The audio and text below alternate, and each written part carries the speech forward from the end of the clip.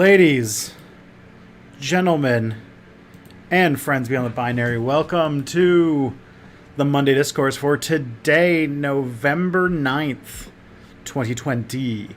I'm your host, Tristan Johnson, the host of Tristan Won't Shut Up and Step Back History. I stream on Mondays, Tuesdays, and Fridays. Mondays I do the Monday Discourse with Mia Mulder, who will be joining us shortly. From 12 to 2. That's what you're watching now. We talk about stuff. We usually, bullshit each other about stuff on the internet. It's real fun.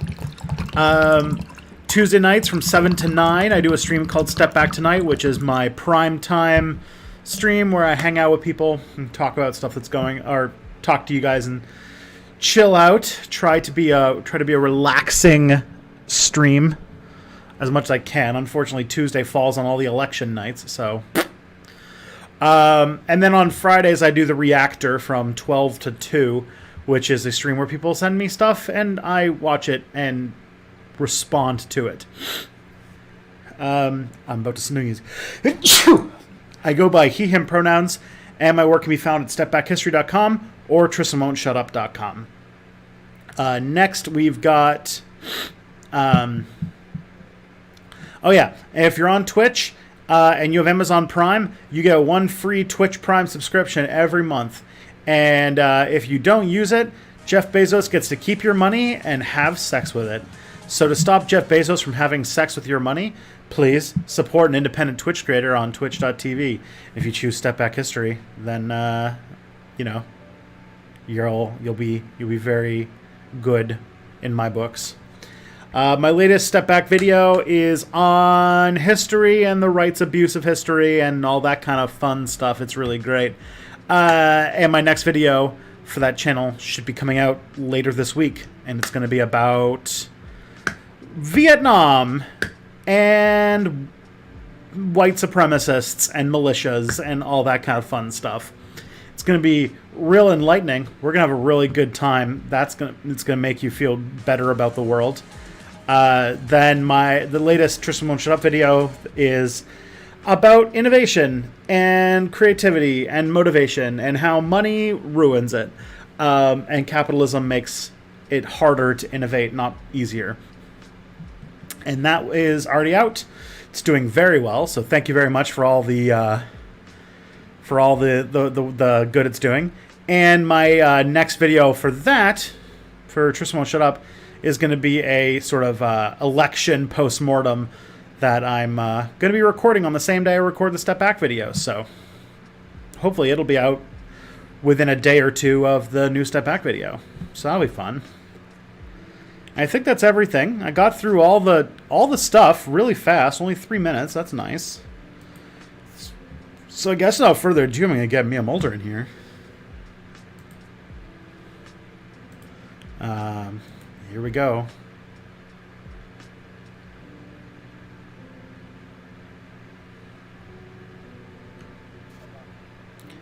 Oh, we got you.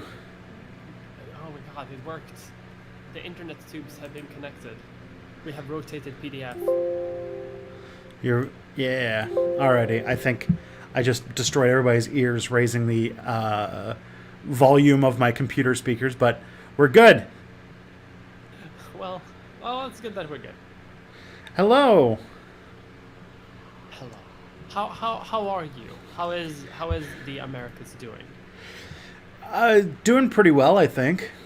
Now that malarkey is banned and the gulags are being opened. Malarkey has finally been defeated. Defeated malarkey. We are moving into the age of mandatory homosexual marriages and Starbucks. Mandatory Starbucks. Did you hear that story or no? I have no. Is that not just a joke? Tucker Carlson said that the Democrats winning means that they're going to have Starbucks replace your local coffee shop. Apparently, my volume is a bit low. All right. Increase my own volume, but that will, I think, make it even louder even too. There we go. Yeah, I just did it. You should be louder now. Sick. Should be sufficiently loud. Sorry, so what were you saying about mandatory Starbucks? Yeah, Tucker Carlson, he was like, he basically went on a whole thing about how like Joe Biden winning means that your local coffee shops are going to be replaced with Starbucks, and he refused to explain why. Well, Starbucks is liberal because reasons, and your local Starbucks, your local coffee shop just isn't liberal. So, because of the gulags, ipso ergo, here we go. Yeah. Where is what's his face going to overhear liberals, hipster liberals, talking about how much they approve of Donald Trump? How much they secretly actually love him, and how they will vote for him in the upcoming election that he definitely won. Isn't that guy going to prison? I don't even know what guy it is. I remember hearing about the story, and I remember his name is escaping me right now, but he's like a right-wing grifter. He's the person who tried to get that guy to say that Elizabeth Warren was like this BDSM like kink person that hired him as a male prostitute.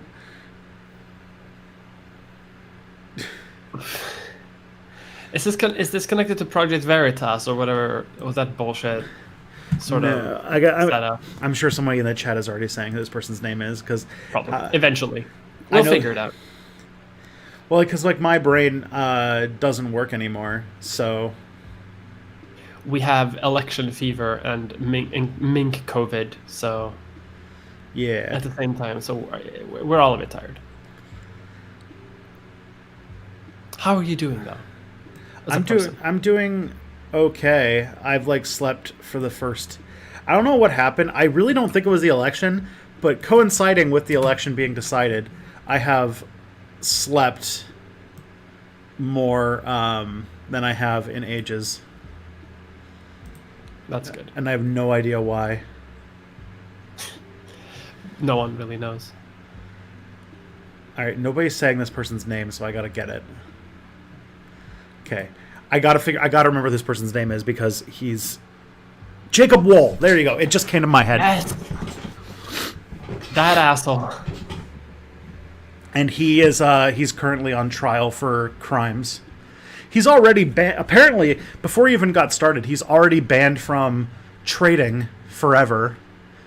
Like stock trading, because he got started by being the youngest Wall Street stock trader, and then he turned out to be doing a scam at like the age of like 19.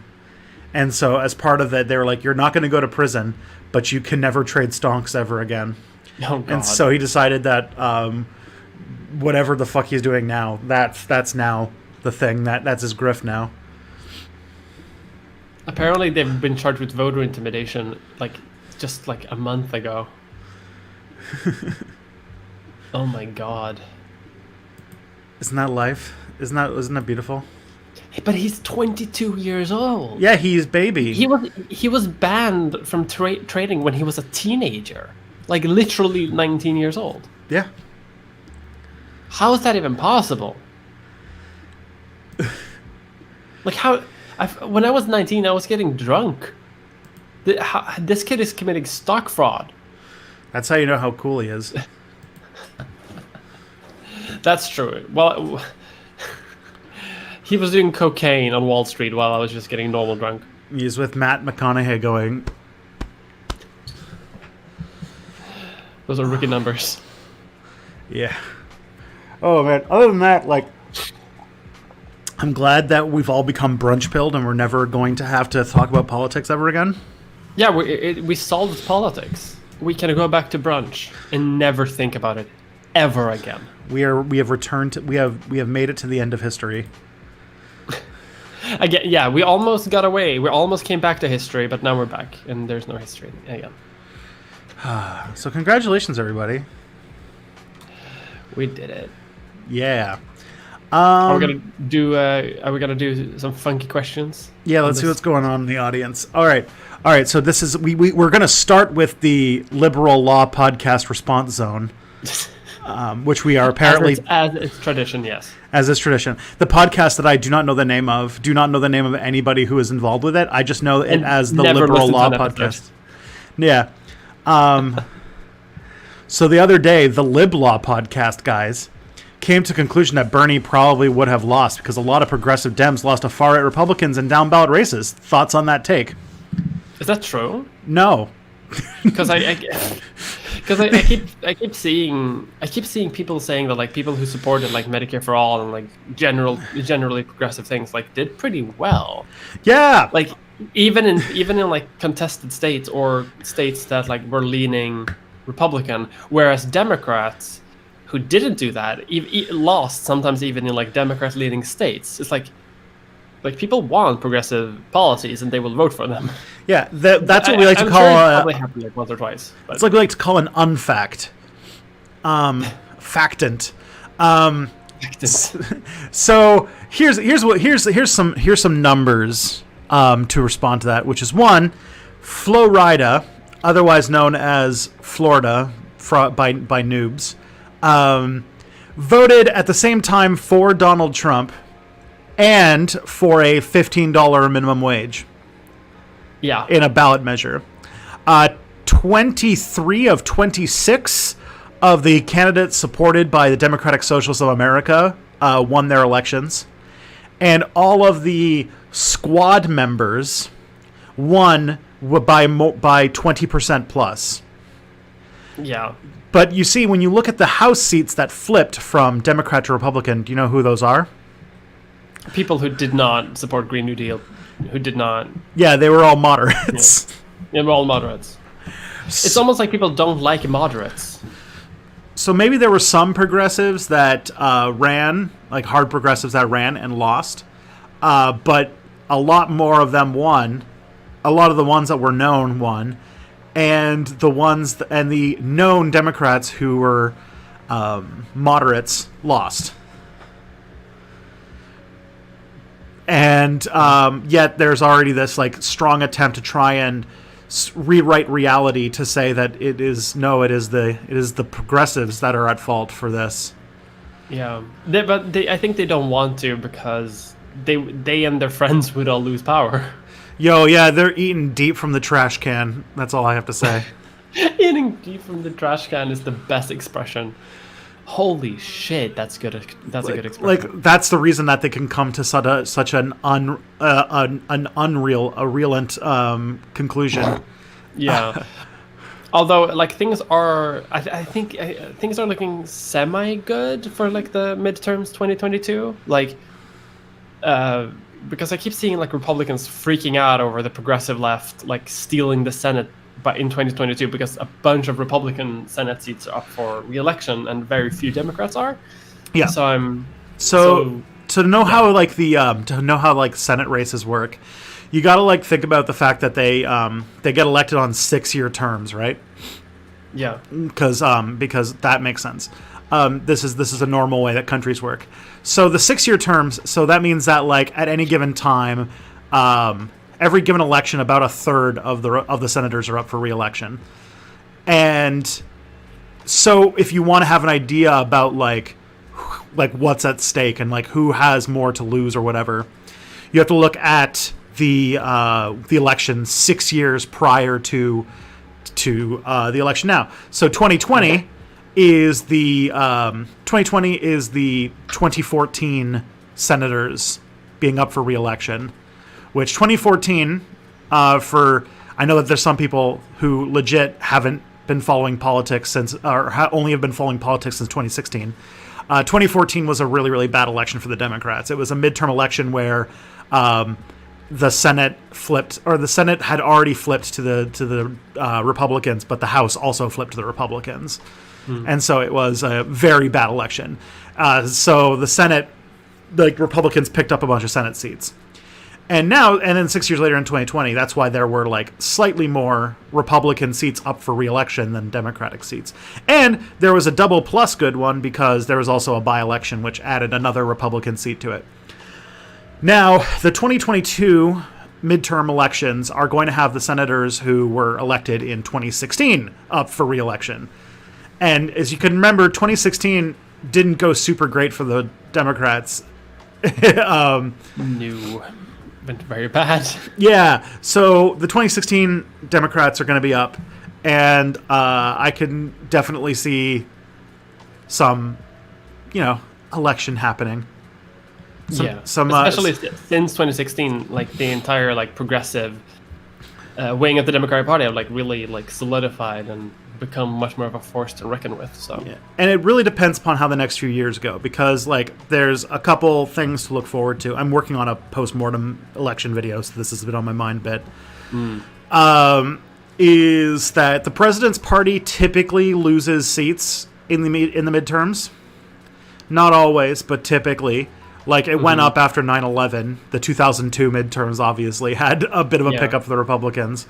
But although if Biden can somehow cure Corona with creepy touches, then that might be something that works in his favor. True. Coronavirus, like, the thing is like, next year we're going to have a coronavirus vaccine. There was already some very hopeful news that Pfizer's vaccine is a lot more effective than the other vaccines that are being developed, to the point where it's, like, akin to like a flu vaccine, which means that it would be essentially it would wipe out the disease if everyone took it. But so that could be really good. But the thing is also, like, in other countries, any leader who is even showing like who's doing even small amounts of action to handle coronavirus has seen a bump in their popularity. Justin Trudeau here, etc., etc. Like anybody except for Trump, because Trump just did nothing. He just put his fingers in his ears and denied things existed. So if Biden does literally anything in 2021, he might be able to ride higher numbers. And if they push any sort of popular legislation through, which with Biden is a long shot, then you might actually see, something. Yeah. So 2022 is an election where the Republicans have a lot to lose. And, It's going to be a very interesting election. Yeah, we have to see how the next few years go, because if, like, by the end of 2022, if we're, like, out of the woods when it comes to coronavirus, like, if it's firmly in the past, it might not matter because people have such short attention spans. Yeah. But, people are saying it's going to take, like, at least a year for even rollout to work. And then it's going to take a long time before that rollout really takes, shows like an effect. Yeah. We'll see how it goes. But I could see with the Democrats controlling all branches of government, if the Democrats get the Senate, which is still up in the air because of those runoff elections now. So we'll find out. The Republicans in 2022 do have more to lose than they do to gain, because a lot of the senators up for re-election are a lot more of them are Republicans than Democrats. That's basically. Yeah. But we'll see how it goes in January with the runoffs, right? Because it's in Georgia, right? And Georgia flipped blue. Georgia is on the razor's edge of flipping blue because of like a unprecedented, huge Stacey Abrams headed efforts to get more people out voting in Atlanta specifically. So there's I don't know how much we want to go into like the weeds of these things, but like there's this sort of trend happening in the American Southeast. The states like Virginia, the Carolinas, Georgia, where because of like, jobs and relocation and things like that, a lot more people who are not from the South are moving to these big urban centers on the East Coast in the South. And they're shifting the political dynamics of these cities further to the Democratic Party, which means that if these trends continue, then it could be that in a few election cycles, and I think that Virginia was the one that was first ahead because of all those Beltway people who live in the suburbs of Washington, D.C., but it's happening in all the major cities, that as that continues, that you will see states like the Carolinas and Georgia turn into battleground states. Like we're seeing. 2 out of 3 of those are currently not decided elections because they're so close. So, and Texas is doing something similar with their urban versus rural votes. Because what's happening in America is that the rural parts of America are basically emptying out and people are moving into cities. And when people move into cities, they meet people who don't look like them, and all of a sudden their racism starts to go away. It's fucked up how that works. Yeah, so that's a longer trend where it could be that as like states like Michigan and stuff like that are sort of their populations are dwindling because even their cities don't have any actual industry going on anymore. That as those states become more rural, they're going to turn more conservative.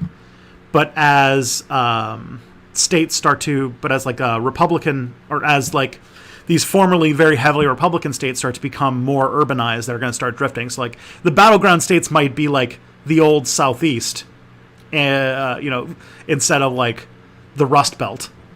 Yeah. Which would change the political dynamics immensely, because that means in those elections that like if the Democrats are going to be fighting in the South to win elections, or like in the Southeast, then that means like black people and Hispanic people are going to be a lot more important constituencies for them.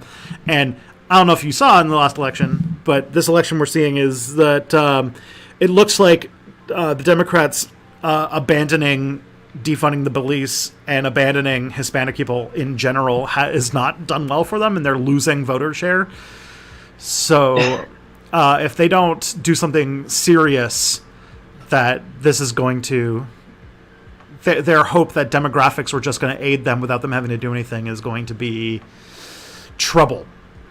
Yeah, but hopefully it makes them like more attentive to the issues and have some integrity. Yeah, the best hope I have right now, unfortunately it's too slow for some very important issues, is that progressives are slowly growing in number in the party. And if the DSA literally has 26 people that they supported in government now, that's a pretty good sign that an actual left is starting to grow in the Democratic Party. And as soon as they can start flexing, like possibly as soon as the one thing to look at is if there's going to be a left challenge to Nancy Pelosi for Speaker of the House. Yeah, that could be. We should move on to another question. That's true. So that's what I say to the liberal podcast guys. That they're wrong. They're very wrong. And yeah, they're just wrong. And looking at American politics, the continuing to be wrong is going to be bad for you. If the runoff goes badly, the Republicans will still control the Senate. Does that mean we shouldn't blame Biden for getting nothing done? The other oh my God, there's another liberal podcaster was complaining about the fact that regular Americans will blame Biden for not doing anything when they haven't given him the power to. Yeah, that will definitely happen. Mitch McConnell has built his entire career about knowing that if Congress doesn't do anything, people blame the president because that's the only politician most Americans know. They can just point at the man on the TV and say he's bad because bad things are happening. Yeah, I think that I do think that people are a bit more politically aware now than they were in like the Obama era. I think just because these sort of politics have sort of been like around and so impactful so much recently. Like people, like I see people on the internet talk much more about like how Mitch McConnell is such a fucking asshole. Like people, I didn't used to see that before. Mm-hmm. So I think that people are slightly more aware, but at the same time, like a president can still do things even without senatorial like support. It's harder, but he can still do shit. Like he's. Even though, you know, a significant amount of the more impactful stuff still happens through the Senate, but leadership still matters. Like the presidential office still holds a significant amount of power that can be done. And as long as Democrats sort of weigh the scales between like what they can do and what they can't do, and like promote what they can do, and make sure that people know what they can't do, then I think they should be fine. Especially with, as I say, with the more like recent awareness. Yeah, Obama basically governed through executive order for the last like several years of his administration. So, if they're able to draw attention to McConnell's shit, maybe they'll be able to make an impact. I don't know. If the Republicans take the Senate, it's gonna take some work. Yeah, but hopefully that will only last 2 years, and then I'm hoping we can. Like American politics will like plateau for like a little bit, and then maybe the Republican Party just crumbles apart and everything. Yeah, the future of the Republican Party is in question, especially with like the plebiscite that happened in the election, and also just the way the demographics are moving in America, because they can't get their main base to get away from being open white supremacists, but they need non-white people to be able to continue to win elections. And right now their strategy is doubling down on all the anti-democratic aspects of the American electoral system. Yeah, which didn't work. And especially now since the party, like as you say, like the party is a bit split in two, sort of. Like there are people who are going to be like renouncing Trump. There were people who are going to be doubling down. So yeah, that'll be interesting to see how that works out. But at least finally, a schism in the right. We've needed it. Yeah, the right's going to start eating itself. I can't wait to see Jeb run for president again. Yes. Please oh my clap. God, I need this. Remember in 2016 there was a period where we were like, it was going to be Hillary Clinton versus Jeb, and that's what we like knew the election was going to be. And then the universe decided that that was not the direction our universe would go. I just want more Jeb Bush memes. We all do.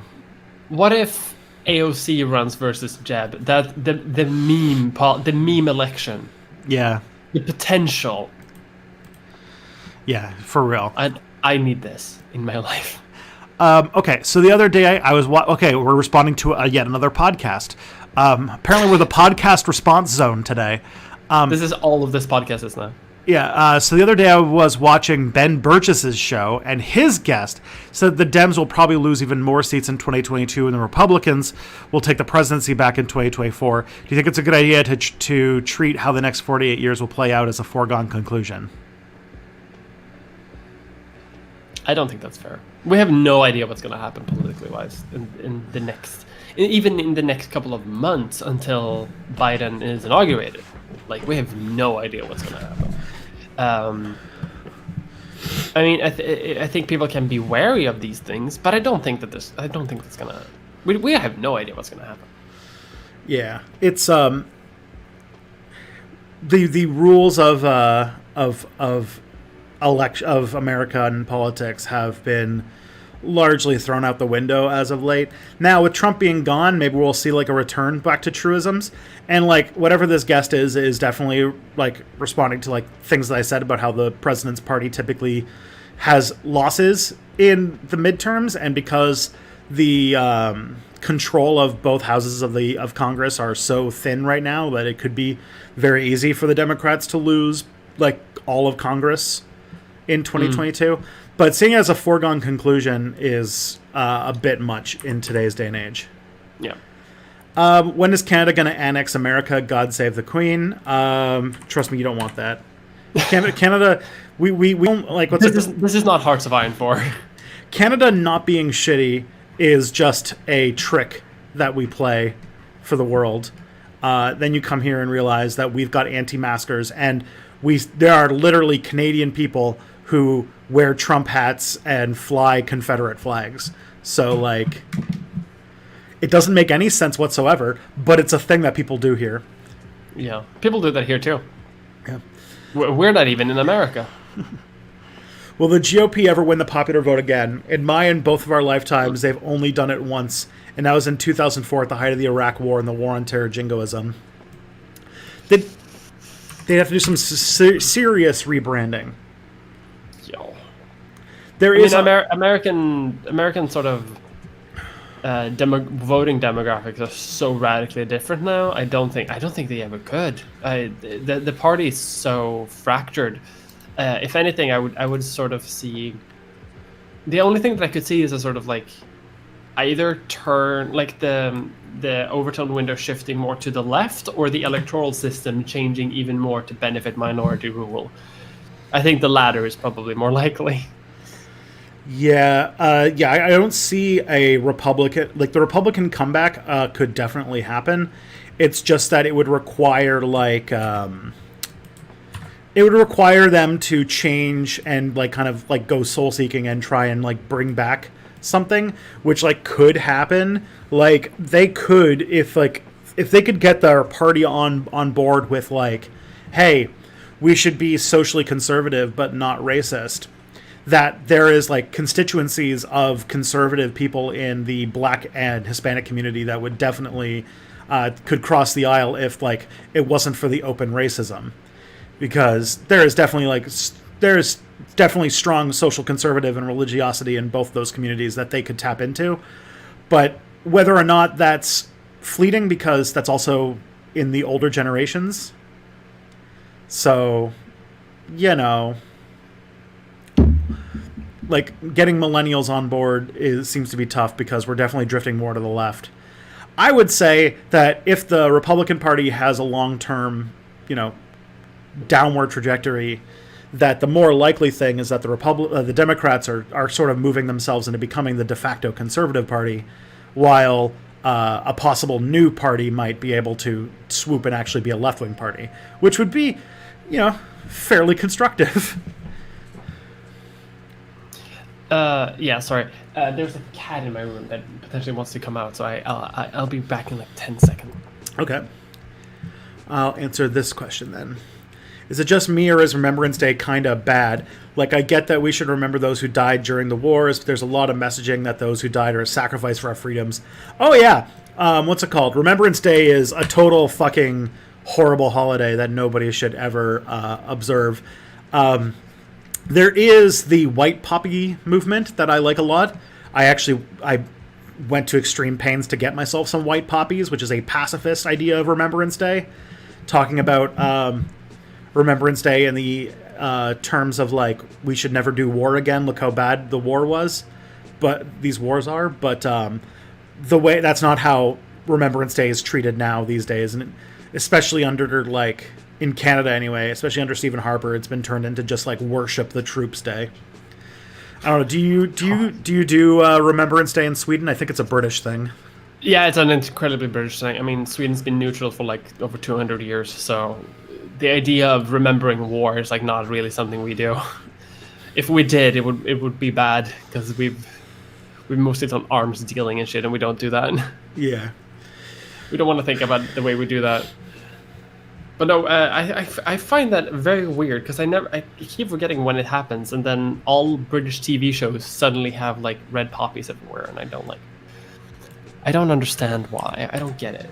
Is it a timed thing? How long do people wear them? It's from November 1st to November 11th. Oh, okay, so it's not all month. Yeah, it ends officially at 11 a.m. on November 11th, which was the anniversary of the official armistice of World War I. Yeah.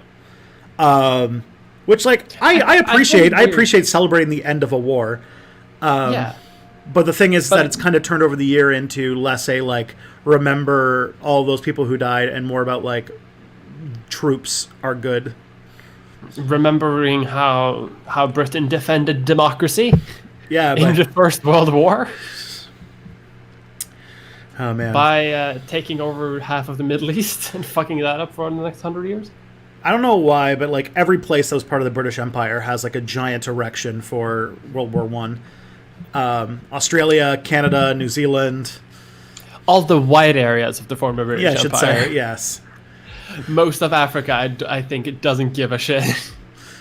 I don't think does India remember? I don't think they do much. That? No. Possibly. Yeah, possibly the Sikh community, but that would be about it. Yeah, maybe. But yeah, okay. So I got a question from Mia Mulder. Yes. I was browsing Wikipedia and I came across Scandinavianism. Why do you think Scandinavia didn't quite unite like Italy and Germany did? I know the exact answer to this, and I'm so happy that you told me. Fuck, this is... Oh my god, I love this. This is my Victoria 2, like, prime head. Go, like... Oh, I'm so happy. I'm so happy you said this. So, Pan-Scandinavianism, what almost happened there were between Sweden, Denmark, and Norway. Norway, during this period of time, was in a personal union under Sweden, so almost halfway done. So we just need to get Denmark on board. And it almost happened. There were a bunch of Scandinavian like student unions who were talking about like Pan-Scandinavianism. a lot of like military officers in both Denmark, Norway, and Sweden. They talked about like potentially doing something like that. And like there were initial talks happening. There were like economic unions. There were various trade agreements. Like there were integration was happening until the Prussian-Danish War, in which they took over Schleswig-Holstein from Denmark, which was I think also a personal union under Denmark. And people who love map go change internet loves this Holstein thing. They love Holstein. They need it. And basically what happened was the Danish government historically lost that war, but they asked Sweden for like, hey, can you come help out against Prussia?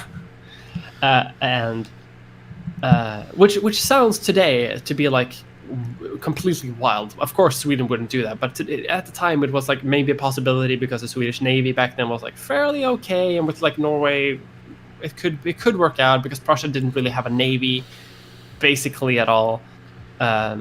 So a Swedish Navy could like help out doing like a naval blockade and everything. Like it could work.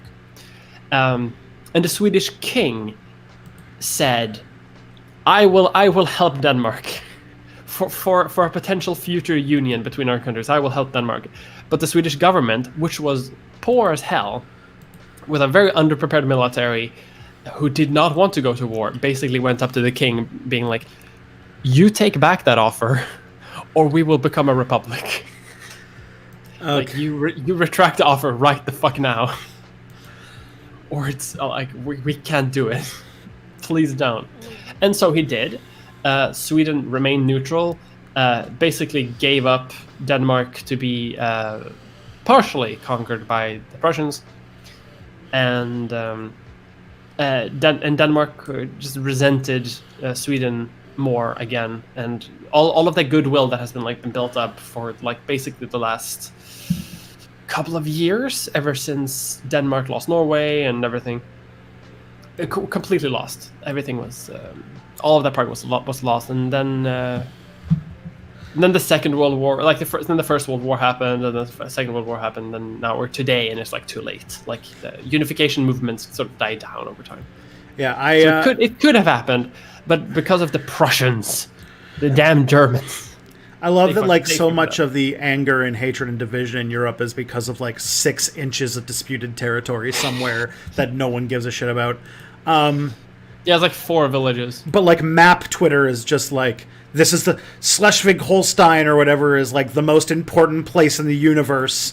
And that's why we have to ask Tristan constantly what his opinion on it is. Even though like I probably didn't even pronounce it correctly because I don't even know what the first word is. So like,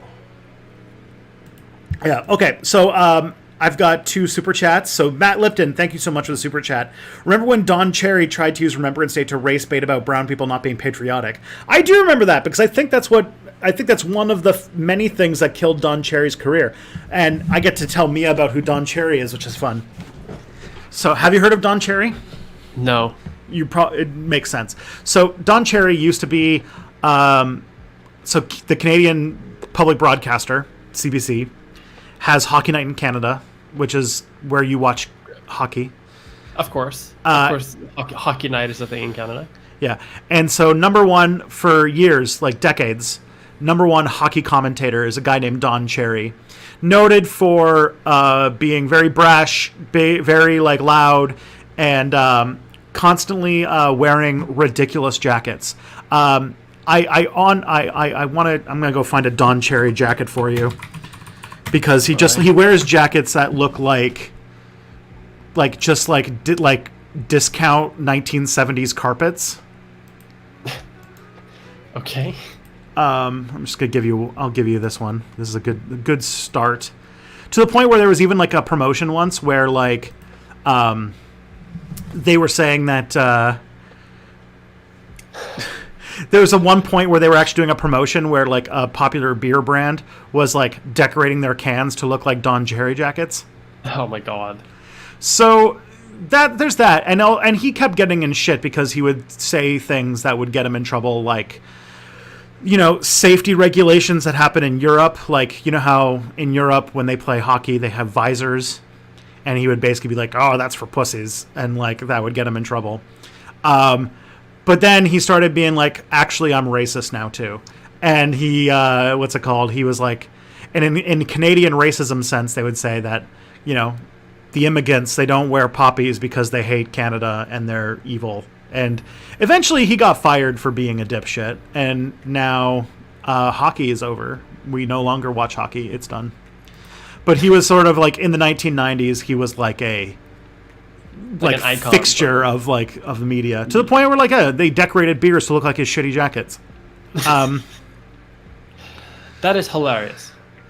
Also bad because he's racist. The next super chat I got is a wonderful $2 super chat from Zane Rossler, saying, do you see Biden making friends in Canada and Europe? And I would say, hell yes. I think that Emmanuel Macron and Justin Trudeau are going to be very good friends with Joe Biden. They are the exact same creatures. Now, I do think that that if Pete Buttigieg had won, that Justin Trudeau and him would have been absolute best friends.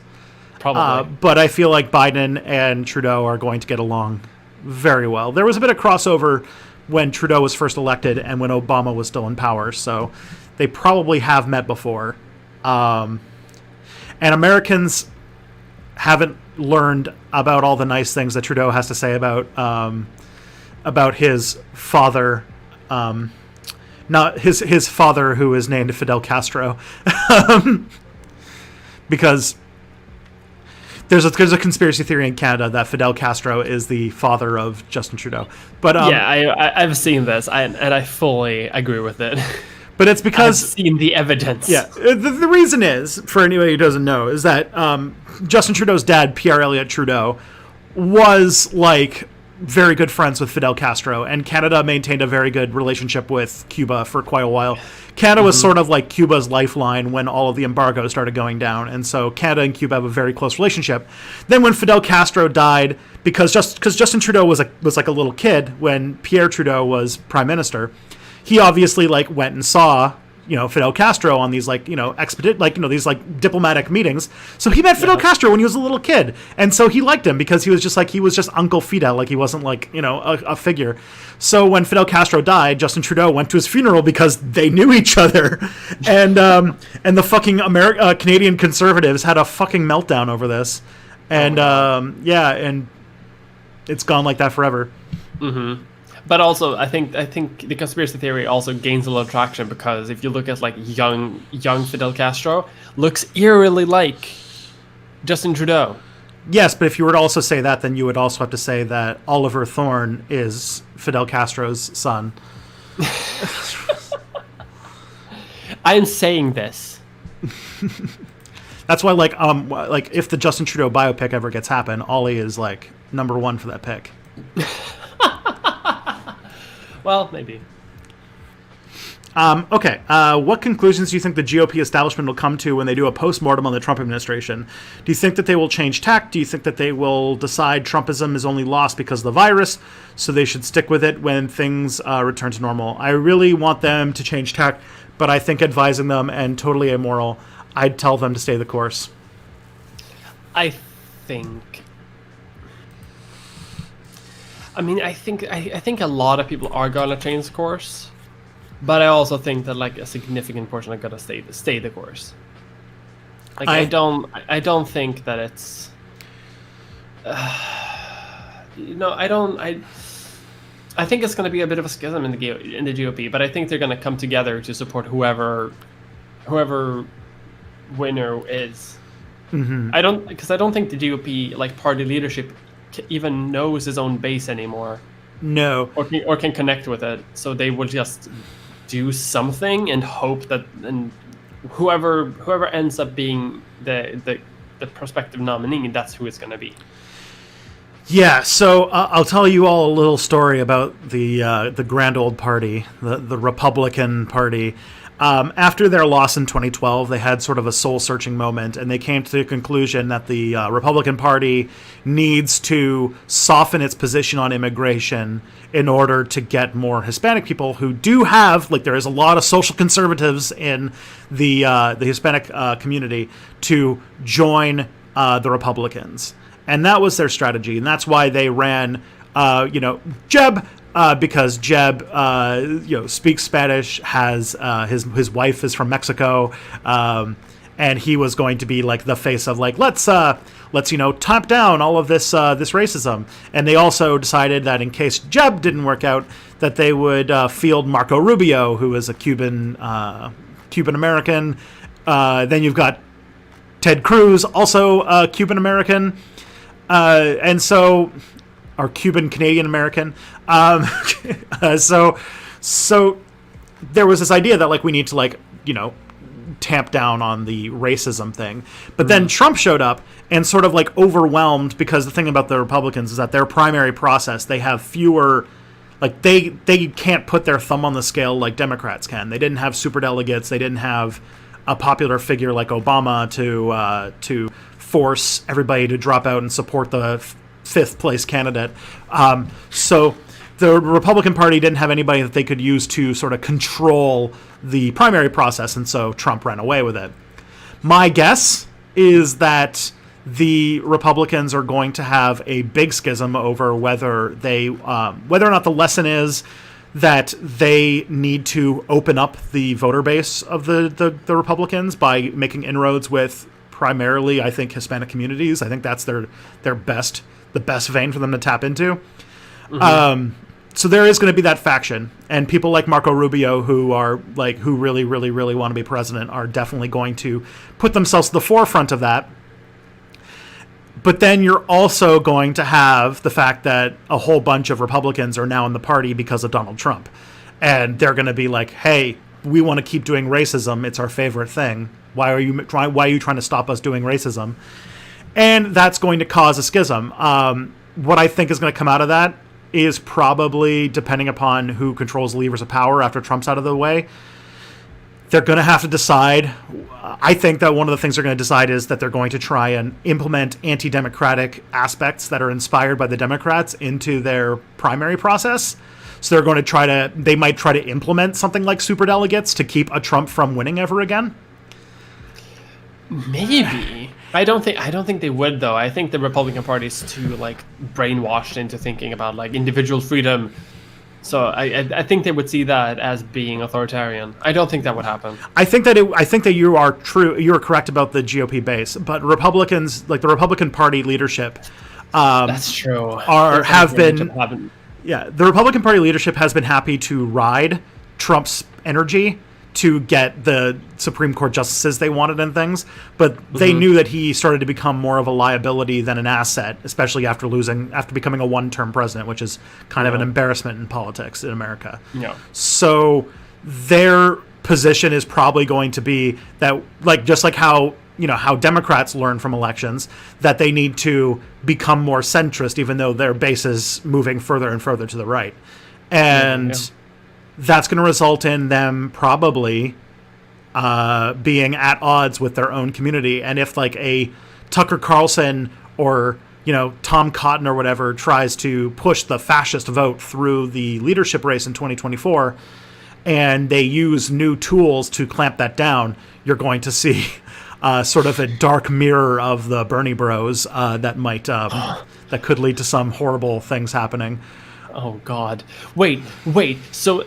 Oh my God! So the next 4 to 8 years is going to be it's going to be 2015 to 2020, but the mirror universe. Yes. This is the worst timeline.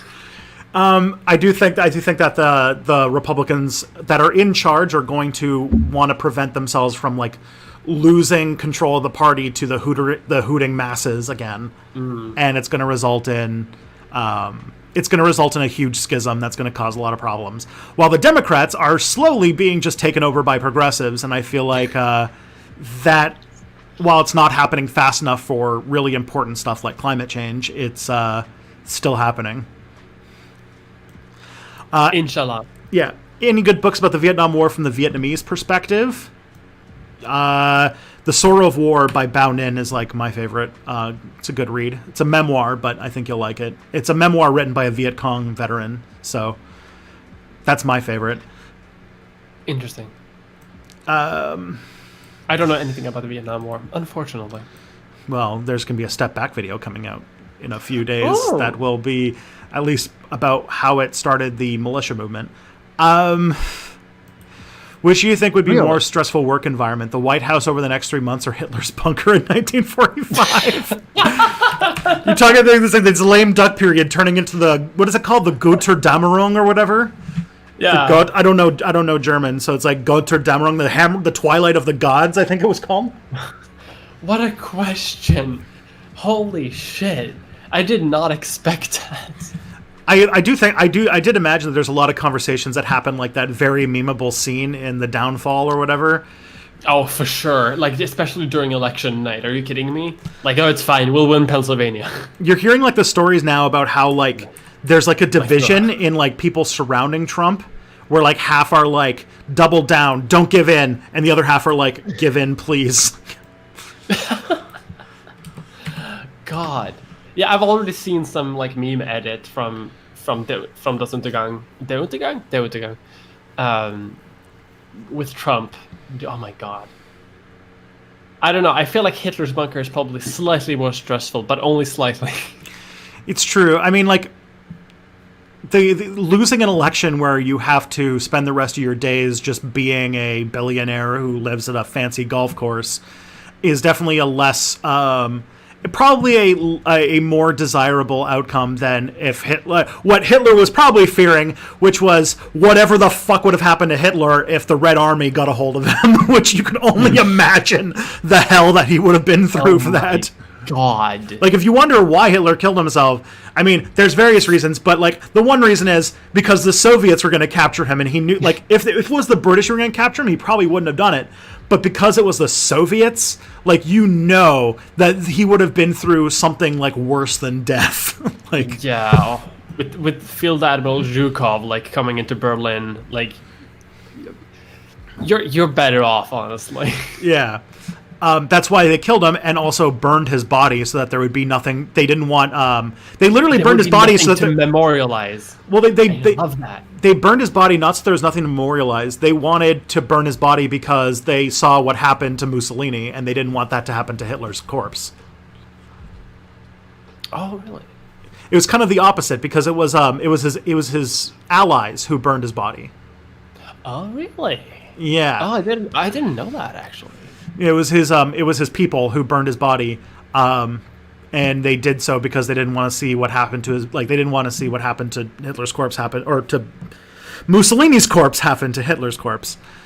Yeah, yeah, that makes sense. I feel like I must have completely flipped that in my head because I just had that in my. The Russians are convinced that they have a small piece of his skull in an archive. That shows up in history documentaries every couple years. That might be what I'm. That might be what I'm remembering. I may just have flipped something in my head, like weird memory. So that's kind of where they're at. In an anarchist society, how do we work on global grand projects or infrastructures? E.g., how do we maintain the WHO and the Global Space Exploration Agency? I would say that it would be a lot easier because you could just join it. You wouldn't have to have state, like, what's it called? They would, like. The idea of, like, there's this idea that anarchist societies would be completely devoid of any form of organization, which is like, no, it would be actually a much more organized, like, it would have a lot more systems and organizations that are layered on top of each other. So you could still have these things. It's just that you wouldn't have. You don't have to. Yeah. Or you can just, like, leave and join. Precisely. They just wouldn't be mandatory under threat of being put in prison. Yeah, you don't have to, like, worry about your tax dollars funding it because you happen to live within this border. Yeah. How much does changing the law change social norms? If the Supreme Court makes abortion illegal again, at least in red states, will it make it more socially acceptable to be pro-life in the U.S.? Sorry, what did you say? So if 255 really likes the Supreme Court. So how much does changing the law change social norms? Like if the Supreme Court makes abortion illegal again in red states, will that make it more socially acceptable to be pro-life in the U.S.? Maybe. But, I mean, this is a common like issue when it comes to like historical like social change, right? Like it's a chicken and egg situation. Like, do you change the law because social norms are changing, or are social norms changing because you change the law? Like, and how do you promote social change first? Like, is it worth doing the law first, or is it best to wait? It's a bit of a chicken and egg situation. I think. Most like social I don't know what the fuck it's called, but, like social historians talk about like once you do the law change or whatever it is, a thing will happen. Like it will happen more often. It will occur, and people will see it occur, which will normalize it. Whereas if it is not legal, it will not occur, and therefore it will not be normalized. So I think that's sort of where you end up. But yeah, because like I've made the argument that, like, for example, Facebook shutting down QAnon stuff and Trump losing the election. Hey, thank you, Touring News, for rating us with a party of 88. Holy moly! Welcome aboard. We're just talking about whether or not culture or law comes first. And I would say that, the chicken and the egg situation is definitely the right way to talk about it. Yeah, it can be both. It depends. Yeah, and so I do think that things like making, like, for example, the Facebook shutting down of QAnon and Trump losing the election are actually going to hurt the sort of energy and rise of, say, the far right. So making abortion illegal again would most definitely, in the sort of perverse way American culture works, actually make being pro-abortion now a bit more edgy, and would then make you feel like the underdog, which will then result in it being more normalized again. But we'll see. The abortion issue is going to be something that comes up in 2021, and how the sort of results of the Supreme Court decision it'll make things really complicated and weird. Because it's almost definitely going to be reverted to the states, and then like all of the states that are led by like Jesus freaks are going to go back, because they think that there's like immortal energy beings that live inside babies. So oh my god. Sorry, I'm being very irreverent, because I hate that they can just do religious motivation for banning people from things that they need. It. And hey, we got another super chat from Zane Rossler. Thank you. Why did Swedes emigrate in the 19th century? Because we were one of the poorest countries in the world. By the way, this was dedicated to @Queen of Sweden. Oh, is that me? Yes. I'm guessing. I'm hoping. Because we were literally one of the poorest countries in the entire world, which isn't great. So a lot of Swedish like immigrants were like economic refugees, or like just whole ass refugees, because people were starving. We had like not too long ago, Sweden had like lost most of its empire. The personal union that we got with Norway wasn't that great. The Napoleonic Wars also not that great for like economy. Plus, Sweden is a pretty cold country, and this is before Sweden was industrialized. So all of that combined means that everything sucks, and everyone just moved to Minnesota. As Poopy Dickens said, Sweden had a big famine, and then we all moved to Minnesota. It's true. Well, yeah, the same thing happened in a lot of countries that were kind of going through rough times. Like, our west, like the west of Canada, is like settled by like people from Ukraine and Germany and stuff. So it was not the only place it was happening. No, in Sweden though, it is very part of like our cultural, like history consciousness, in the sense of like this is something that's part of like every Swedish like basic education. There's like we talk about the kings, the world wars, and the fact that like 150 years ago, we were like bottom 10 poorest countries in the world. Please, someone. See, you stopped raiding Eastern Europe, and everything went downhill from there. And everything just fell apart. This is why raiding needs to come back. Next question is just Mia. Very good question, thank you. How much do changing social norms in the U.S. affect social norms in other countries? For example, do you worry that abortion being outlawed in the U.S. will make it more acceptable to be pro-life in America or in Canada? Yes. Yeah. It's actually stupid how much like every dumb thing that America gets itself involved with gets exported to just like the absolute dumbest human beings in every country. So like the fact that like Canadians wearing Trump hats and flying Confederate flags says enough. And the fact that we have anti-mask protests and 5G conspiracies and like all that stuff, because just America is just all every news organization talks about, and so we can never stop hearing about what's going on in America. And so yeah, if abortion's lost in America, we're totally going to see that kind of bullshit. Maybe less in Canada, because we do have a strong political culture that is sort of against social conservatives, but that's starting to slip, and I could see there was like a flirtation with having a Canadian Trump, and he lost horribly in the 2019 election. So, yeah, I think the same here in Sweden, that we don't necessarily like copy paste a lot of American stuff. But if America were to suddenly talk about, I don't know, banning vaping, for example, like happened a while back.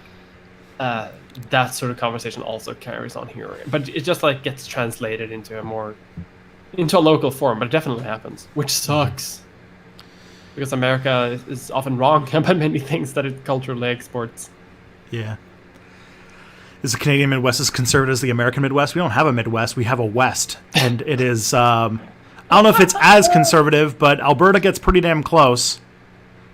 We have an Alberta separatist movement because they think that the Prime Minister doing our conservatives are less obsessed with like WOMs, like hating WOMs and hating like they even care a little bit less about hating all people who are not like pristine white as snow, but their main focus is that they want to destroy the earth, like whatever is getting in the way of the Alberta oil industry is the number one enemy. And so like Canada wants the earth to burn, and like so we have like a pro climate change conservative party, and that is like their only focus is on doubling down and turning Canada into Saudi Arabia, and just having all Canadian political energy focused on making Alberta happy. And it fucking sucks, yo. Just burn the planet, please. We need to please Alberta. Suppose we live under anarchism and a commune's being racist towards minority. How do we ensure it stops and does not happen? Easy. It's small. The commune would be small enough that all the other communes could bully them into not doing that anymore. It's that easy. Because instead of like say having like a country, say third most populous country on earth with the largest military by multiple factors than the rest of the world combined, say that country does a racism, nobody can stop them because the country's too big. Anarchist society, no commune can get so big that everyone else can't bully them into stop being pricks. That's the greatness of it. Yeah. It's a bit, it is a bit ideal, but that is how it's supposed to work. Yeah. Mm-hmm. Okay. I didn't realize you were trans for a long time. Even watching you in the stream, is thinking a trans person is cis their gender offensive? No, it's well, I mean, I don't know. Like a lot of trans people think a lot of different shit. Um, You mean trans people aren't a monolith? Trans people aren't a monolith. It's weird. I think generally it's fine. I think some people might take offense, but I think on average, it's fine. Like, because if you don't know, you don't know. Like, no one can blame anyone for not knowing. You know, if you don't know, you don't know. I mean, and for many trans people, it's even a goal to not be immediately seen as trans. You did a whole video about this, if I remember correctly. I made a whole video, yes. It's true. And the feelings are complicated, obviously. Yeah, so it varies. I don't know. I like it. I'm happy with it. Sweet. Thank you. That's how I feel. Would you avoid doing a video about a particular topic because, quote, because even if you were totally honest and factual, the video might attract alt-right people? The other day I watched a history video where a guy was talking about how the press were misrepresenting a study that said Vikings were somewhat racially diverse to mean all Dark Age Scandinavians had racially diverse backgrounds, i.e. Vikings do not equal all Scandinavians. This video seemed fine, but the comments were full of racists. I don't know if I would ever avoid doing that, but if I knew I was veering into that territory, I would very openly in the video say that racists are bad and should stop doing that. Yeah. Can you say the first part of the video again? You kind of chopped up. Would you avoid doing a video about a particular topic, even if you were totally honest and factual, because the video might attract alt-right people? Oh. No, I wouldn't do that. I wouldn't avoid. If I like you say, as you say, like if I knew that the video would attract far right or alt right people, then I would also be like, hey, don't do a racism. Right, and I imagine that'll if I were like say a YouTuber who focused on like Viking history, that could probably come up a lot. I imagine that Viking studies people have to deal a lot with like how do we stop racists from running with this? Yeah, definitely. I mean, and especially like in a lot of like sort of neo-pagan organizations and like groups. They because a lot of people are because so much of like the sort of like old Scandinavian symbology and culture and history has been appropriated by both past and present Nazis, so it's kind of hard to reclaim some symbols, but it's also hard to just make make a distinguishing line about like this is what is racist and this is what is not racist. Mm-hmm. So that is like an ongoing sort of battle. Yeah. Unfortunately.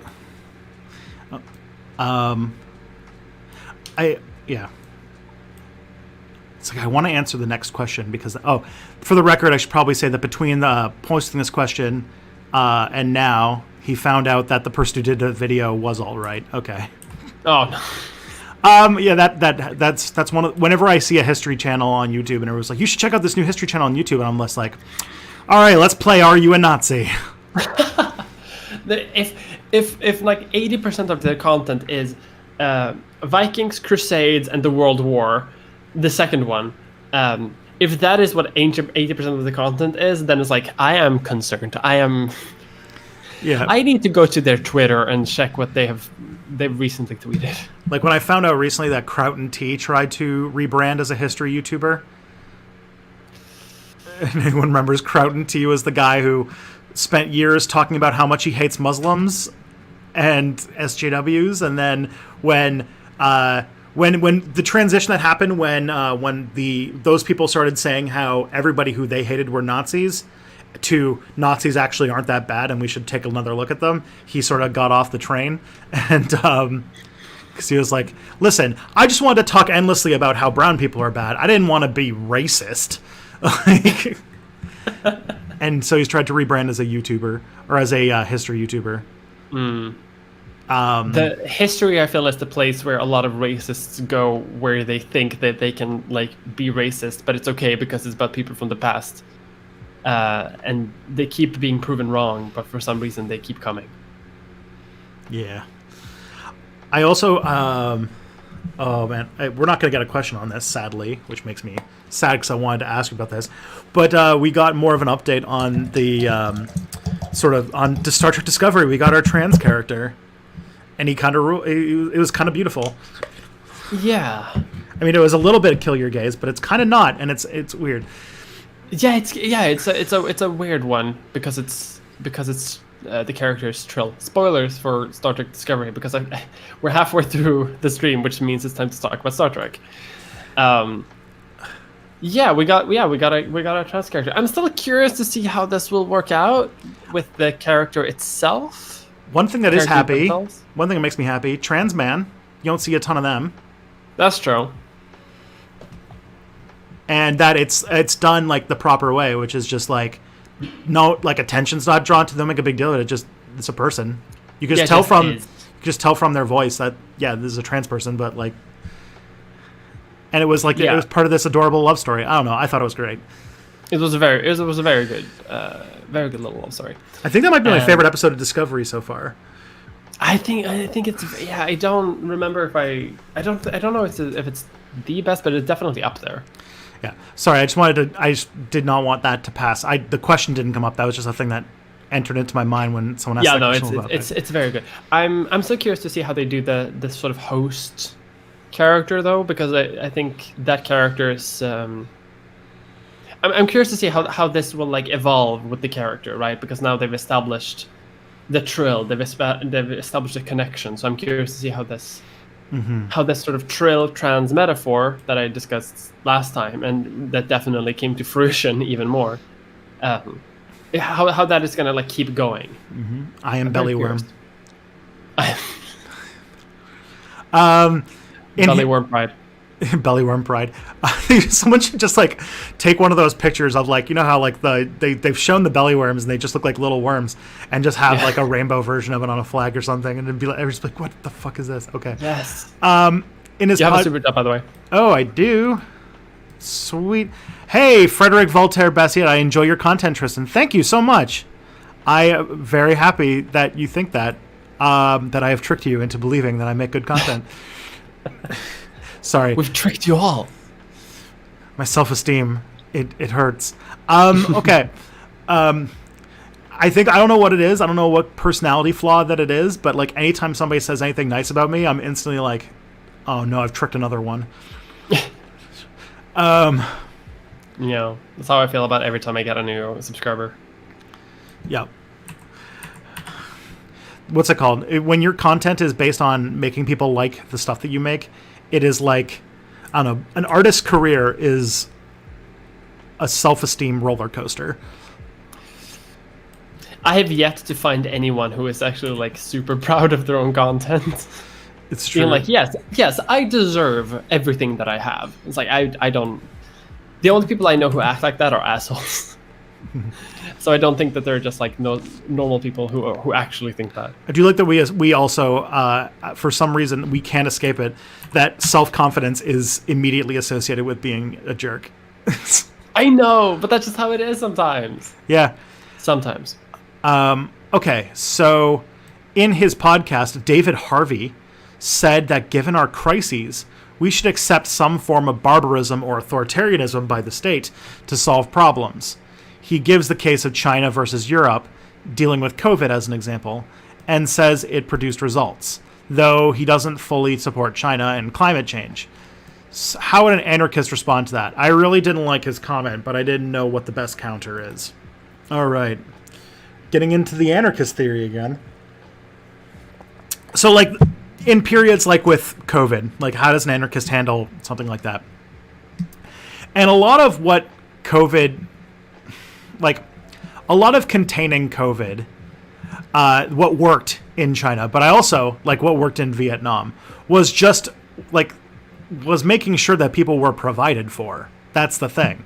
Like a lot of people who break quarantine to go and be super spreaders do so because they need to survive, or they get a distinct feeling that the state's not looking, like no one's looking out for them. In Vietnam, the reason why they have pretty low cases is because when somebody tests positive, first of all, they do mass testing, which anarchist society could totally organize something, put an effort together to make that happen internationally, so it'd be even more like coordinated and organized. But you could end up you just need to make sure that the people who are positive are quarantined, and that by quarantining themselves, they know that they're not losing their job or their livelihood or whatever. Like Vietnam just gives free food and gives people money to not work while they are quarantined, and that has been very effective at containing it.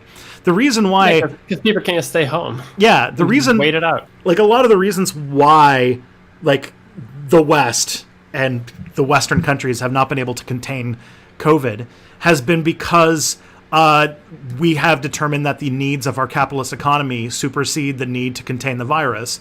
And so, we're in our second wave, not because, we were actually doing really well for a while, but then somebody decided that it was important for the economy to reopen all the schools. And then it just exploded. And, in America, there's a lot of people who don't take it seriously. One, because the government doesn't take it seriously. And two, because there's nobody looking out for them. There's no government to, take care of them if they get sick. So they sort of have to break quarantine. And once you break quarantine because you have to go to work while sick, then, it becomes less important to break it again in order to do another thing. Once the seal's been broken, in America, you can't, nobody can work from home and everyone has to go out. Once that seal's been broken, then yeah. It's you're just going to open stuff up, and so there's that. And I do think that dealing with people or groups that are seriously against doing necessary things during a virus or something like that is a problem. I don't know what the solution is, but does this one thing being I found a problem you haven't been able to solve easily without thinking about it very long. Checkmate, lib. Checkmate, anarchist. Now we need a state because of this one thing.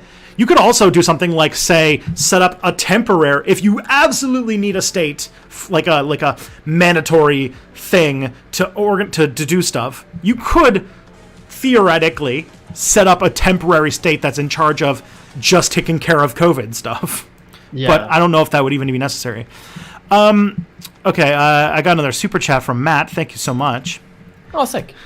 Do you think Doug Ford will win a majority if he calls an election like Hogan or Moe did? Or has he built enough ill will that he could lose to the ONDP?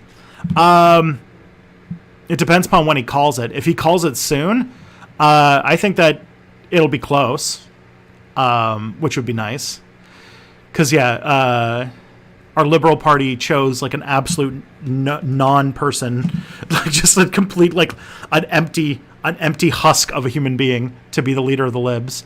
So the NDP and the Conservatives will be probably the front runners in the election, which is fun because they're both leaders that people know. Whether COVID will help him, I imagine it might, but it depends upon, I don't know, Doug Ford's fucked it up so bad in the last couple months. If he had pulled an election 6 months ago, he probably would have won. Now it might not, maybe it's less sure.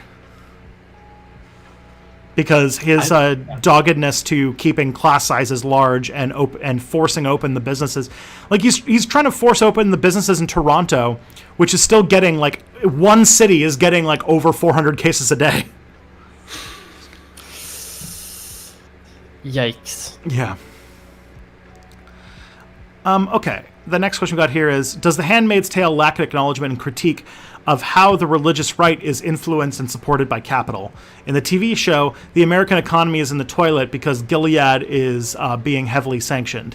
I feel like most far-right Republicans, the people the leadership of Gilead are based on, wouldn't want that because most of them are capitalists as well as religious zealots. I think the bases of the leadership of Gilead are based specifically on far right like dominionists and evangelicals who value the sort of religious supremacy over capital, but capital would definitely be part of it.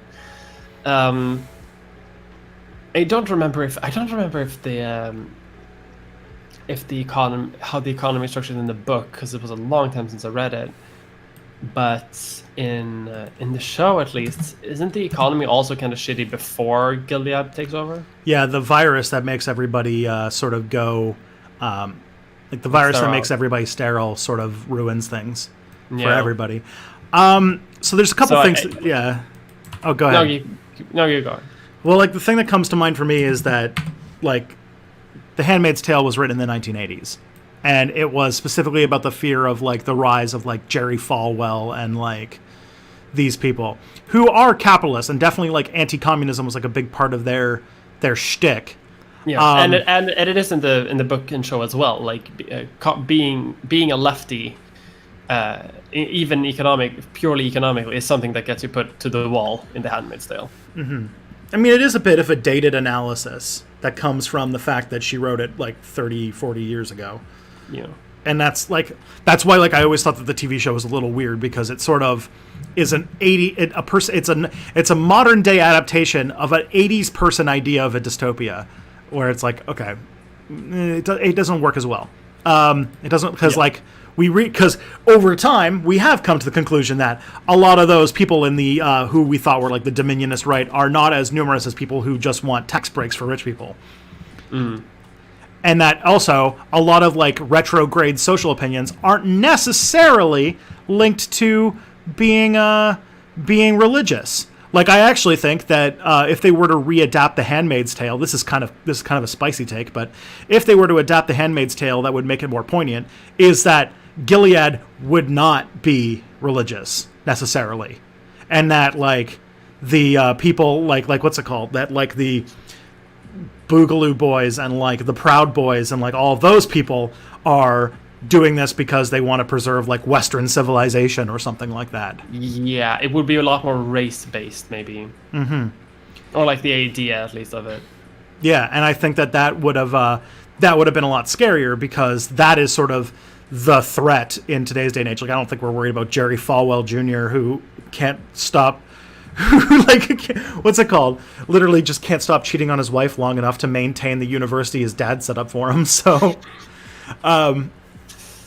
like, I feel like, yeah, she wrote it in the age of Jerry Falwell, and we're living in the age of Jerry Falwell Jr. And I think that says a lot about, like, how the sort of the sharp edge. Now, I'm not saying that, like, if things went to shit, Dominionist Christians would definitely do some sick and demented shit, but I think that they're just, like, the religious right has sort of lost its muscle like it had in the 80s, and now is more like for example, X-Men.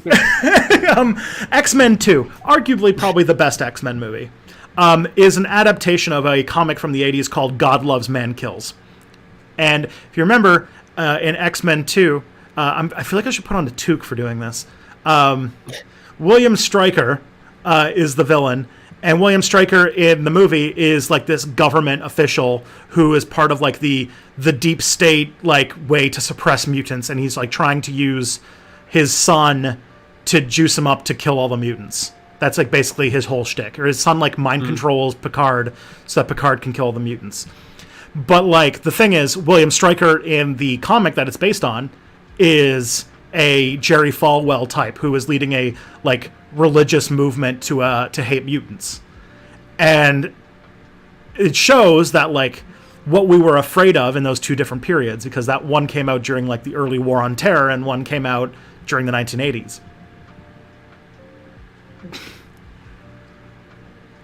You're just like, why am I in a call with Tim Pool? I just don't know anything about, like, X-Men. I don't know enough about this part of history either. Yeah. Well, like, Buckner. But the thing is, like, The Handmaid's Tale is a great novel, but you do have to kind of go into it thinking of it as a reflection of the anxieties of the 1980s that aren't necessarily the anxieties of today. Yeah.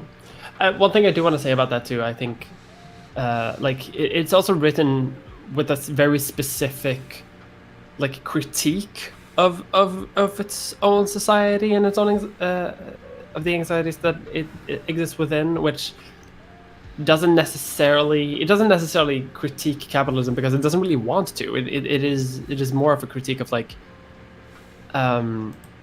religious patriarchy, and that is the perspective that the book critiques, because like the perspective of the main character is like, first of all, it's an unreliable narrator because it's a sort of like one perspective, and even in the book it is sort of portrayed as like this is something that we read from a very like from a long distance, so we don't even know what the details of what you're saying or the context for what the main character is saying, and the point is that we're not supposed to know these details about like capitalism or state structure or necessarily the borders, because what we know is the only thing that we know is what the character knows, and the character knows is like a woman's place in this sort of authoritarian patriarchal society, and that is the sort of critique that it wants to deliver.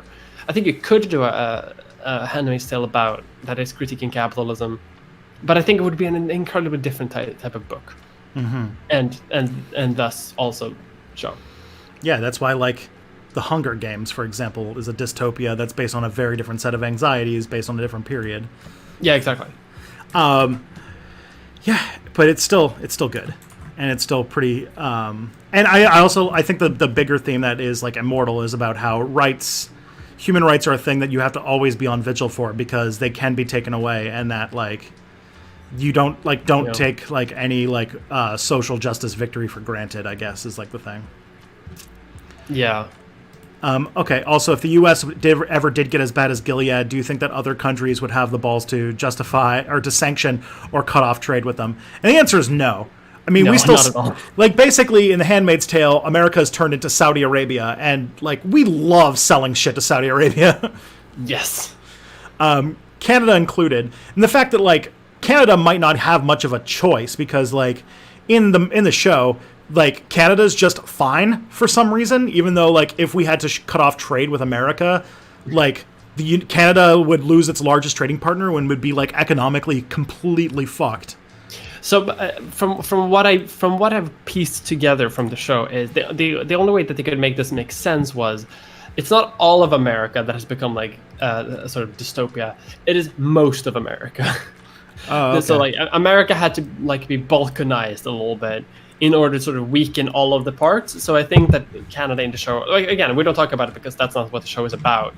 But there are other. America still exists, like in Canada, in Alaska, I think, and like on the West Coast, I think California like isn't part of Gilead.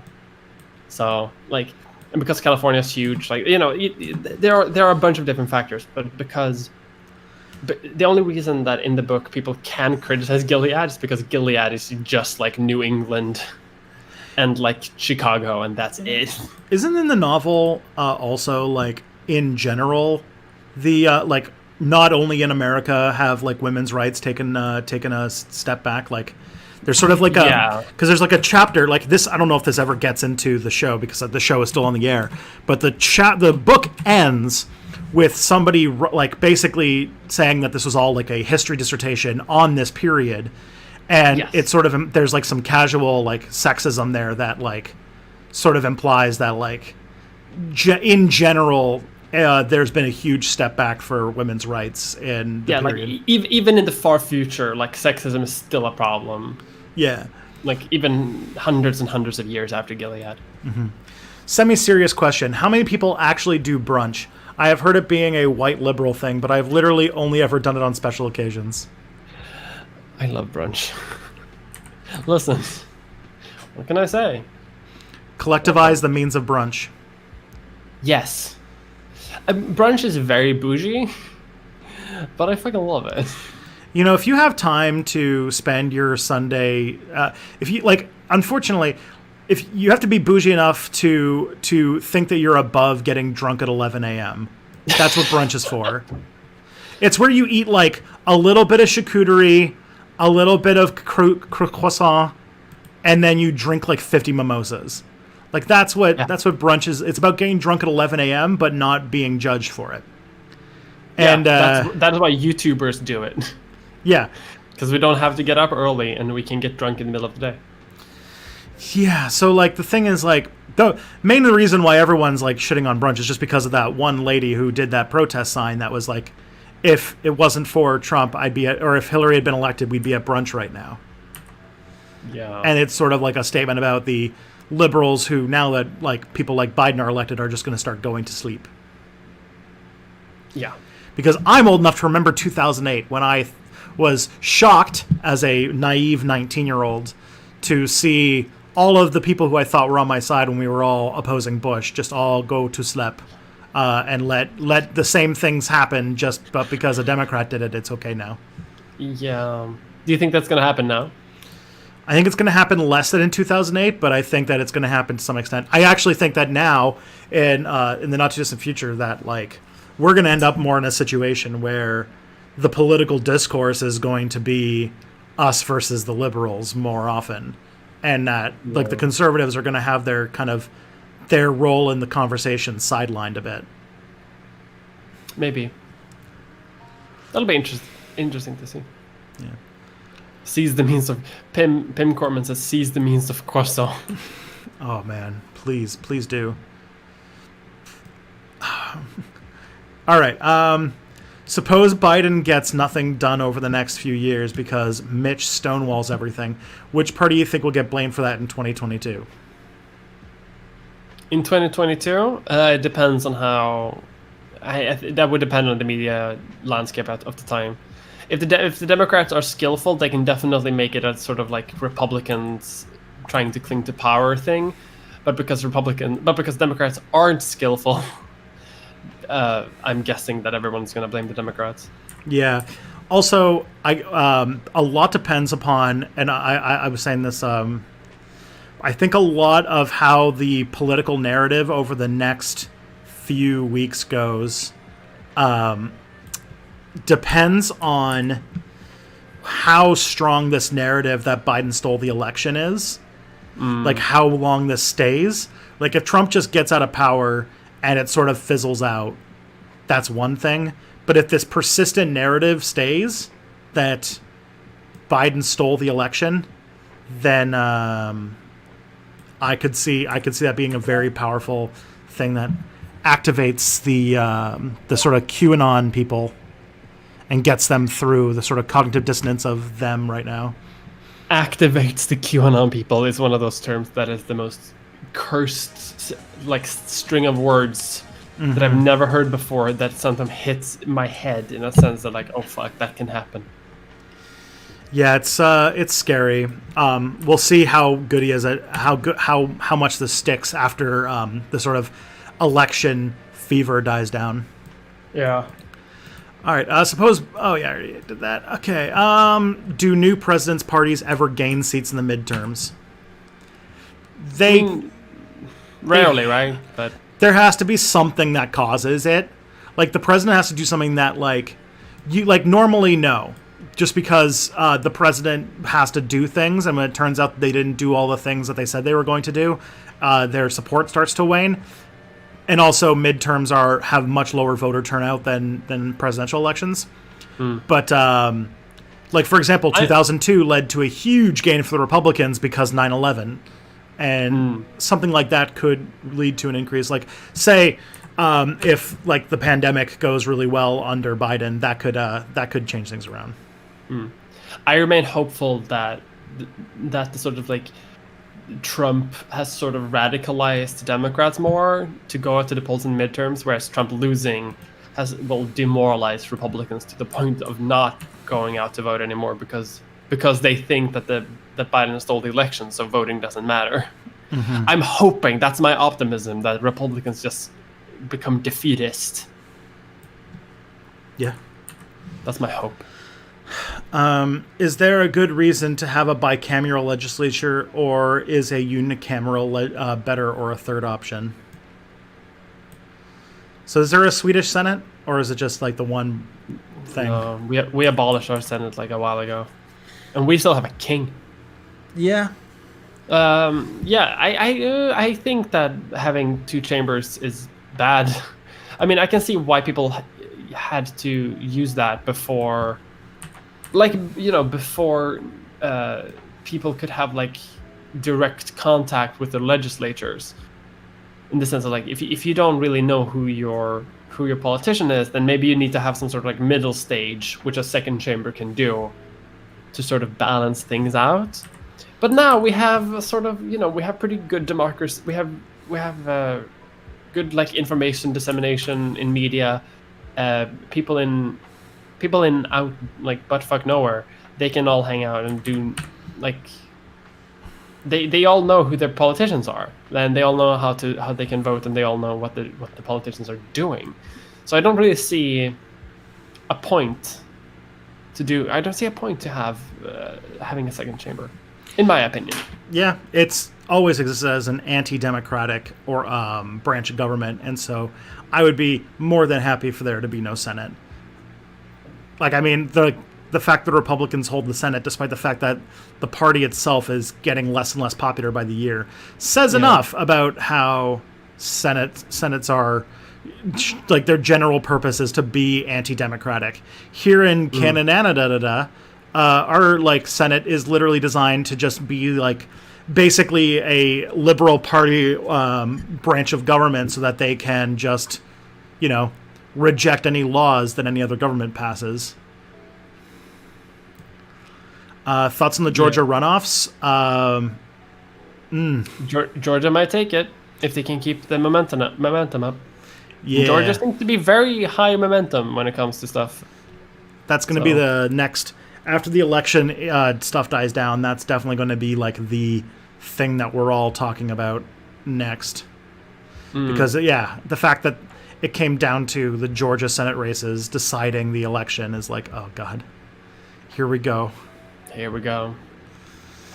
But that's in January, right? Is that before or after the inauguration?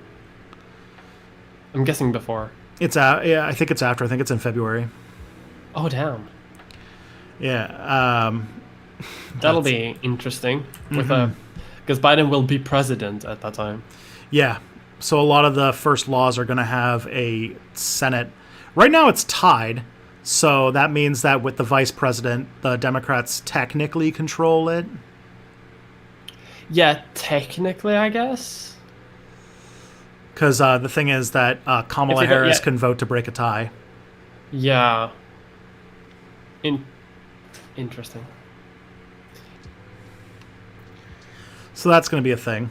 Okay, so here in Manitoba, our premier and health minister are facing a lot of backlash for not doing enough about COVID. Is this the same with Ford in Ontario? Right now, people are getting pissed. Like, people were pretty happy with Ford early in the pandemic because he actually did respond to things, and he did an okay job. But, like, the longer that the pandemic keeps insisting on happening, and the more that he pivots from doing the most to, like, protect everybody to focusing on trying to get the economy running again, he's like kind of burning through his popularity right now. That's especially, he got a lot of shit for insisting that the schools go back and at the same time not committing to lowering class sizes.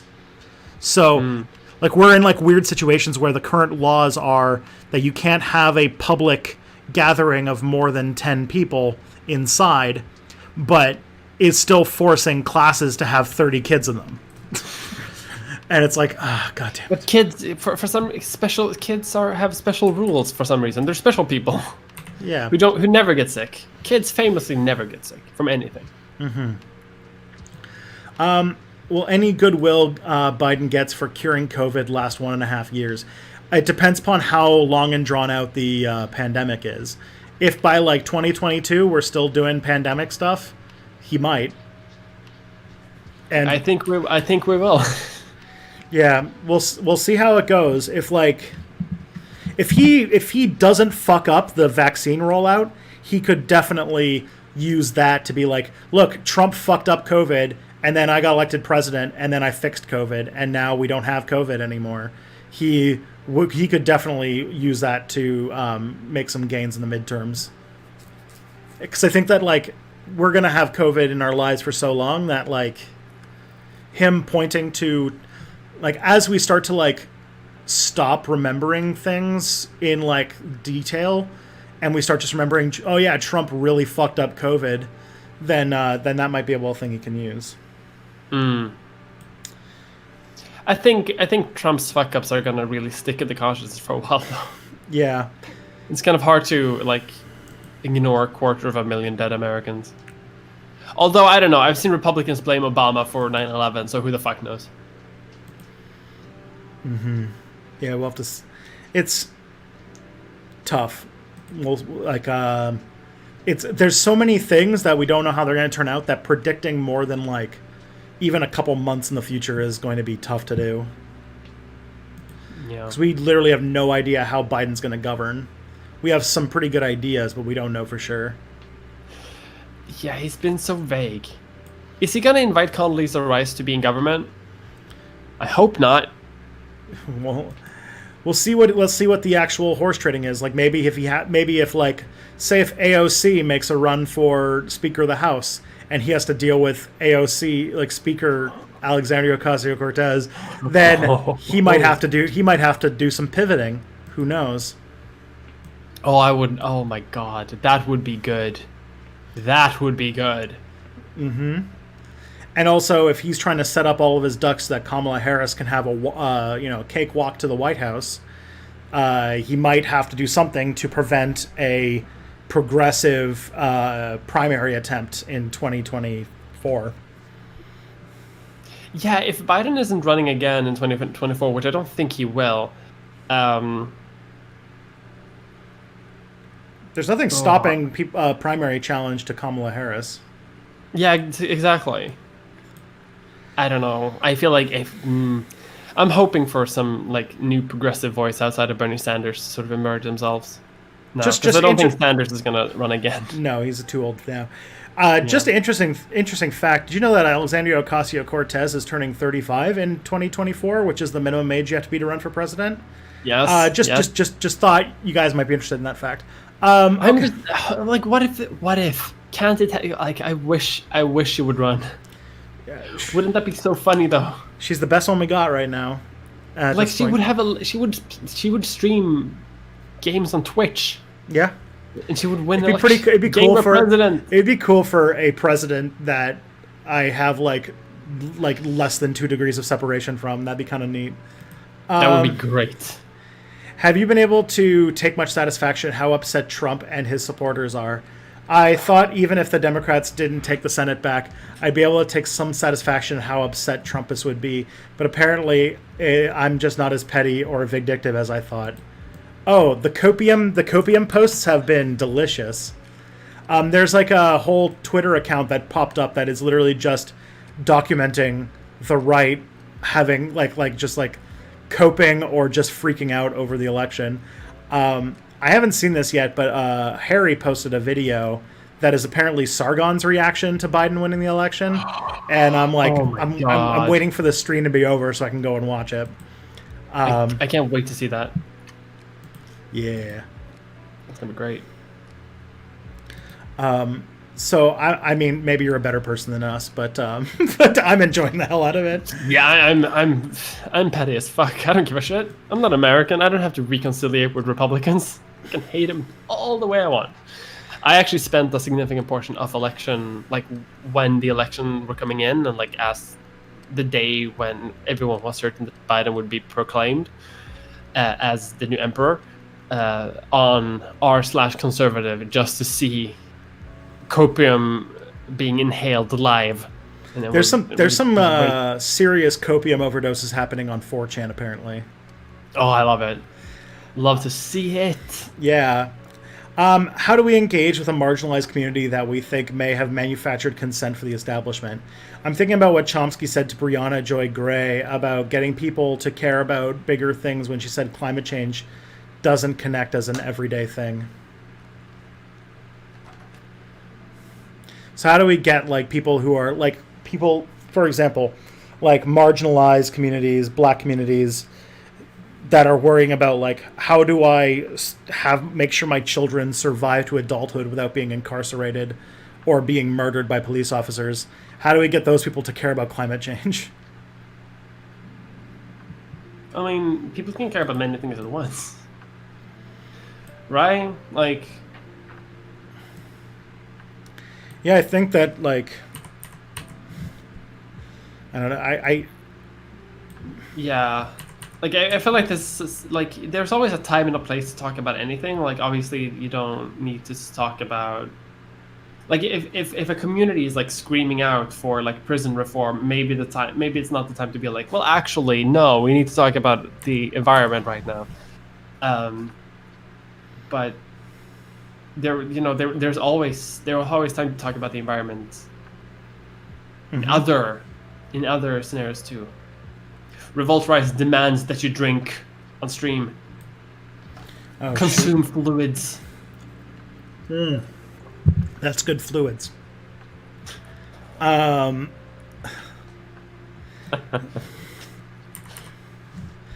honestly of a mind where, like, convincing, like, what's it called? People, like, taking people who have serious issues and then saying that they should care about something else is insulting and bad, and you should focus more on, like, making sure that they feel engaged with the policies that you put forward, and that the people who care about climate change do have their climate change.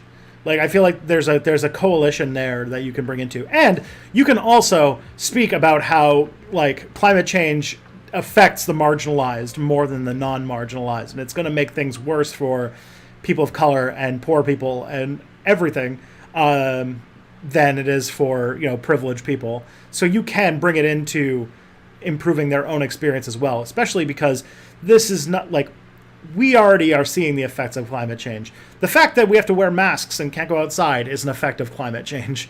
Like, if you think that we're not going to be wearing masks off and on for the rest of our lives, you're no. We have awoken the beast of the of new pandemics forever. God, what a horrifying thought.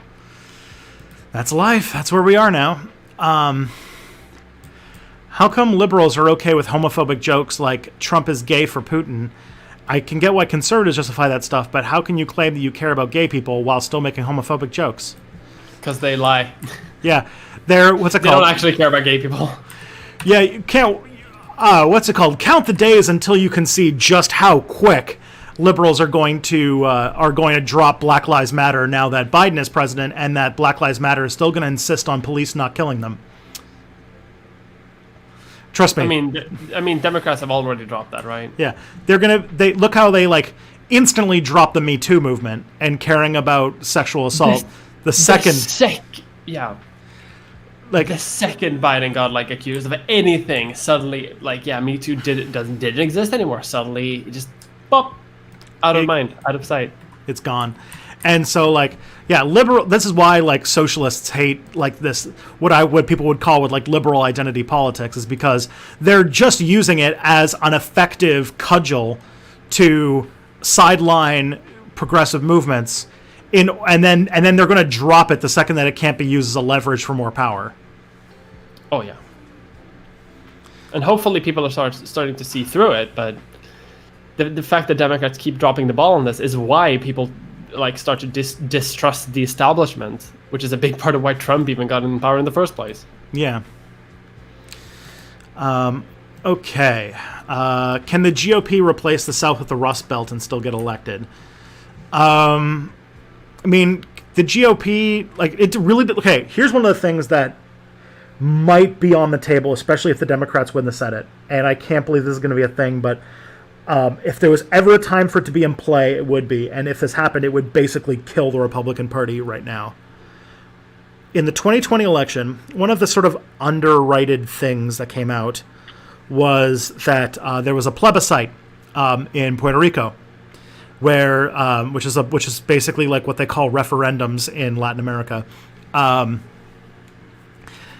and the Democrats have control of 2 out of 3 branches of government right now, guaranteed. Might be 3, and at this point, the Puerto Ricans, for the first time in an election that nobody can dispute, have voted to become a state. It's non-binding, but Democrats know that like if they are able to push for Puerto Rico to become a state, it would tip the electoral college and the sort of overall election, like overall political power, very heavily in their direction. And there's a prime opportunity to do that, and that would basically make it so that the Republican Party would have to completely abandon all of their racist immigration stuff or die. And that's sort of a thing I have on my hope right now. But what is needed for Puerto Rico to become a state? Like who would vote for it? Who would have to vote for it? Good question, because this hasn't happened since 1945. It's been a while. Yeah, since Hawaii basically. Why God? Yeah. God, 51 American states. That'll sound so wild. Mind you, like I feel like 80% of the opposition to that in Congress by Republicans is going to be 51. Doesn't sound good. 50 is enough. It'll be interesting to see what they try to argue, that's for sure. But that could be a thing. That could be a thing that could really upset the apple cart. Now, if that would involve the Democrats doing something, which is not their strong suit, but but that could be a thing, and that would effectively kill the GOP. Yes, because it would instantly add a state that would be, I think it would be something like 26th or 27th, the most populous state in the union, which is primarily electoral vote. Yeah, a lot of electoral college votes. Because the amount of electoral, so that's 2 more senators that are almost guaranteed to be Democrats. That is, the entire Congress would have to be reshaped because they have a constitutional amendment where they can't increase the amount of seats in Congress. So they would have to just give them seats proportional to their population, which would just mean that all of those every other state would lose electoral college votes, and it would be like a huge thing. It would change the whole thing so that it would be like impossible for the Republicans to win. Whether that could happen is up in the air, but in this point, with the Rust Belt being the like area where people fight over whether that can happen, I could see that happening. If, for example, Biden might have lost this election if, say, black people didn't come out in huge numbers in the Rust Belt. Like, if it wasn't for, like, Michigan would have gone to Trump if it wasn't for the fact that the black community of Detroit, a city that is 80% black, came out in huge numbers to vote for him. And if a Democratic president continues to not do anything for black people, that might change. Just as an example. Mm-hmm. Yeah. So definitely it'll change the electoral map and the things that people care about. But it's just wild that these things even need to happen in this way. Mm-hmm. America, please reform entirely. Yeah. This is why I need to like. Someone needs to edit the save files of the world so America just has better reforms. I've been playing a lot of Victoria too, so that's why I'm thinking like this. Oh man. Okay. How do you feel about the Libertarian Party taking 1.2% overall from both parties, which did help the Republicans win? Why not give them more platform to help break away the Republican Party? So, okay, I think this was worded a little weird, but basically the Libertarian Party runs in America. They got 1.2% of the popular vote, and most of that is being taken away. There are conservative votes because Joe Jorgensen is like, why do we need seatbelts type person? Why do I need a license to make toast in my own damn toaster? Yeah. So the Libertarian Party, like, there is this idea, and I think that it has been done in some elections, where the Democrats are like trying to amplify the voice, just like how in Pennsylvania, one of the reasons why Biden won Pennsylvania, probably the reason why Biden won Pennsylvania, is because the Democrats were able to effectively sue the government to get the Green Party off of the ballot in that state. And so I could totally see one of the things, like running interference by promoting the Libertarians, is a thing that could have that could help.